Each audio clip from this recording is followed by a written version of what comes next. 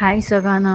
Actually 21 டேஸோட review. 21 days challenge வந்து நான் வந்து எனக்கு 2 கிட்ஸு. ஃபர்ஸ்ட் கிட் வந்து 6.5 இயர்ஸ், செகண்ட் கிட் 2.5 இயர்ஸ்.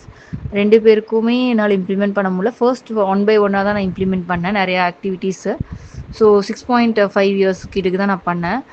தென் பாண்டிங் க்ரியேஷன் ரொம்ப சூப்பராக இருந்துச்சு.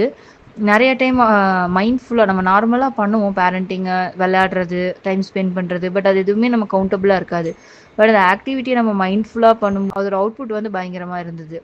ஈவன் அவங்க ஸ்க்ரீன் டைம் அவாய்ட் பண்ணிட்டு ப்ளே டைம் என்ஜாய் பண்ணாங்க.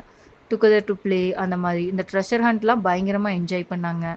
அதே மாதிரி கொஞ்சம் நம்ம தனியாக வாக்கிங் போகும்போதோ ஏதோ ஒன்று அவங்களோட மைண்ட்ஃபுல்லாக டைம் ஸ்பெண்ட் பண்ணும்போதோ அவங்களோட என் பொண்ணு அவளே சொன்னா, இது வந்து ஃபேமிலி டைம் தானே, இது ரொம்ப சூப்பராக இருக்குது, நம்ம நிறைய ஃபேமிலி டைமாக ஸ்பெண்ட் பண்ணலாம் அப்படிங்கிற மாதிரி.